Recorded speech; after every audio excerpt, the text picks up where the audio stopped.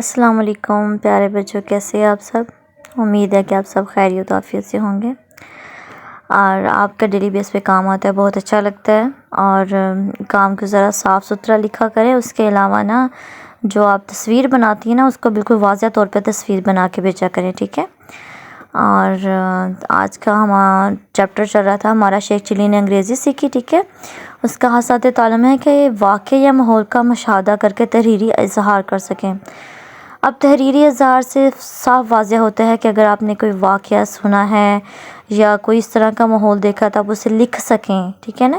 تحریر کر سکیں، اس کی ایک مطلب پیراگراف اس کو لکھ سکیں، بیان کر سکیں کہ اس واقعے میں اس طریقے سے ہوا تھا، اس میں اتنے کردار تھے، ایسے ہوا تھا، میں وہاں گئی تھی، میں نے یہ دیکھا وہ دیکھا، تو اس کو آپ بیان کر سکیں، ٹھیک ہے نا؟ تو وہ آپ کا تحریری واقعہ ہو جائے گا، ٹھیک ہے؟ تو آج کے کام کی طرف بڑھتے ہیں، دیکھتے ہیں آج ہم نے کیا پڑھنا ہے۔ تو ہمارا آج کا کام دیکھیں، اور ریڈنگ جو ہے وہ یہاں سے آپ نے ڈیٹ لگانی ہے 30 کی، ٹھیک ہے؟ یہاں سے لے کے آپ نے اس پیج تک وہ انگریزی میں ماہر ہوتے جا رہے تھے، ٹھیک ہے؟ یہاں تک ہماری ریڈنگ ہے، ریڈنگ کی ڈیٹ لگا لیجیے۔ نیکسٹ آ جائیے، نیکسٹ میرے کرنے کے کام سوال نمبر 2 ہے، اس پہ ڈیٹ لگا لیں۔ ساتھ ساتھ میں آپ کو پڑھا بھی دیتی ہوں۔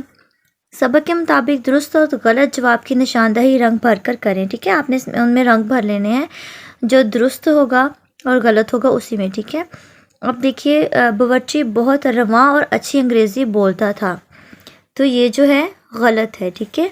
اس کے بعد ہے کہ باورچی نے شیخ چلی کو سب سے پہلا لفظ یس سکھایا، جی ہاں یہ درست ہے۔ شیخ چلی کے ہاتھ سے پھلوں کا تھیلا چھوٹ گیا، نہیں غلط ہے، سبزیوں کا تھیلا چھوٹا تھا، تو یہ غلط والے پہ آپ نے اس کو رنگ بھر لینے ہیں۔ شیخ چلی کی انگریزی سن کر انگریز بھی گھبرا گیا، نہیں غلط ہے۔ شیخ چلی نے انگریزی بولنے سے توبہ کر لی، درست ہے۔ چلیں آگے دیکھیں، سوال نمبر 4 ہے۔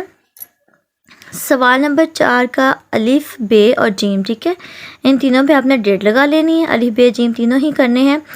تو الف ہے کہ باورچی نے شیخ چلی کو کون کون سے الفاظ سکھائے، تو انہوں نے یس اور نو، ٹھیک ہے؟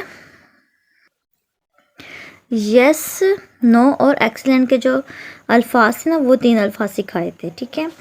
اس کے بعد ہے کہ سبزی والا کیوں الجھن کا شکار ہوا۔ اب سبزی والا کیوں کو آپ نے کاٹ دینا ہے، سبزی والا اس لیے الجھن کا شکار تھا، ہوا کو کاٹ کے تھا کر دینا ہے، کہ وہ شیخ چلی سے سوال کچھ پوچھ رہا تھا اور وہ جواب کچھ دے رہے تھے، ٹھیک ہے؟ اس کا آنسر آپ نے اسی طریقے سے آپ لکھ لیجیے گا تاکہ بعد میں ڈھونڈنے میں مشکل نہ ہو۔ نیکسٹ جیم ہے کہ پہلی بار انگریز سے مکہ کھانے کے بعد شیخ چلی کی کیا حالت ہوئی۔ تو جو ہمارا آج کا ریڈنگ والا پیج ہے نا اسی میں ہمارا جواب موجود ہے، یہ دیکھیے یہاں سے سیکنڈ لاسٹ لائن سے اس کا آنسر آپ نے لگا لینا ہے۔ شیخ چلی لڑکھڑاتے ہوئے سڑک کے کنارے مٹی پر جا گرے، سبزی کا تھیلا ان کے ہاتھ سے چھوٹ گیا اور ساری سبزیاں بکھر گئیں۔ یہاں سے لے کے یہاں تک آپ نے جیم کا آنسر جو ہے وہ لگا لینا ہے، ٹھیک ہے؟ اس کے بعد آگے بڑھتے ہیں۔